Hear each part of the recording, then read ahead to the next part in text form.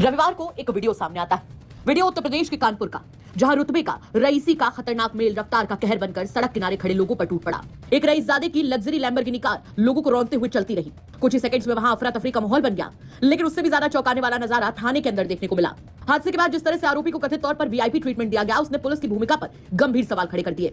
हादसे के बाद पुलिस जब कार को थाने लेकर पहुंची तो वहां का नजारा चौंकाने वाला था। वायरल वीडियो में साफ तौर पर देखा गया कि पुलिस की मौजूदगी में लग्जरी कार पर कवर डलवाया जा रहा था, और यही नहीं, आरोपी के पर्सनल बॉडीगार्ड और बाउंसर्स थाने के अंदर गाड़ी के पास खड़े होकर उसकी रखवाली कर रहे थे। पीड़ित परिवार का आरोप था कि जब उन्होंने इसका विरोध किया तो बाउंसर्स ने उनके साथ अभद्रता की थी, और ये सब कुछ पुलिस के सामने हुआ। वीडियो में साफ देखा जा सकता है कि स्थानीय लोग गाड़ी पर कवर डालने का विरोध कर रहे हैं और बाउंसर्स को रोकने की कोशिश कर रहे हैं, लेकिन पुलिस इसे लेकर एक शब्द भी नहीं बोल रही थी। सबसे ज्यादा हैरानी वाली बात तो मामले में यह थी कि जो एफआईआर पहले दर्ज की गई थी उसमें आरोपी शिवम का नाम ही नहीं था। एफआईआर में चालक वाले कॉलम में सिर्फ अज्ञात चालक लिखा हुआ था। जब हंगामा कटा तो बाद में शिवम का नाम एफआईआर में जोड़ा गया। अब इस मामले में एक बड़ा एक्शन हुआ है। इतना कुछ हो जाने के बाद एक गाज गिरी है, और गाज भी किसी और पर नहीं, पुलिस पर, ग्वालटोली के थाना अध्यक्ष पर।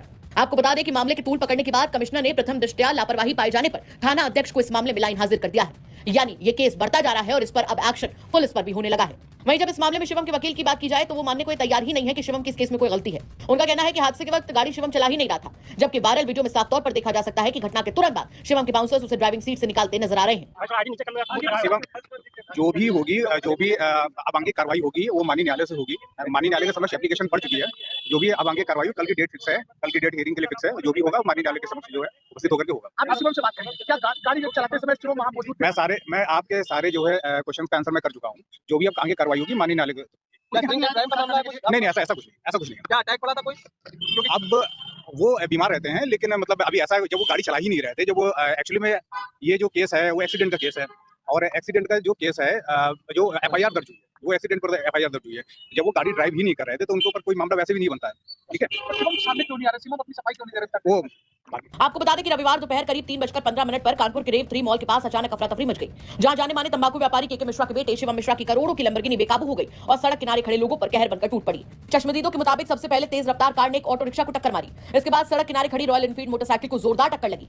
टक्कर इतनी जबरदस्त थी कि बाइक सवार करीब 10 फीट हवा में उछल गया। कार बाइक के अगले पहिए पर चढ़ गई और उसे कुछ दूर तक घसीटती हुई ले गई, फिर जाकर एक बिजली के खंभे से टकरा कर रुकी। इस हादसे में तौफीक अहमद समेत कई लोगों को चोट आई है, जिन्हें अस्पताल में तुरंत भर्ती कराया गया। प्रत्यक्षदर्शियों का आरोप तो यहां तक था कि हादसे के बाद आरोपी शिवम मिश्रा कार रोकने के बजाय मौके से भागने की कोशिश कर रहा था। इससे गुस्साए राहगीरों का सब्र टूट गया और उन्होंने लैम्बोर्गिनी की खिड़कियां तोड़ दी। फिलहाल अब देखना होगा कि इस केस में अभी और कौन सा मोड़ आना बाकी। बताते हैं, गाड़ियों में रोल्स रॉयस जिसकी कीमत 16 करोड़ बताई जाती है।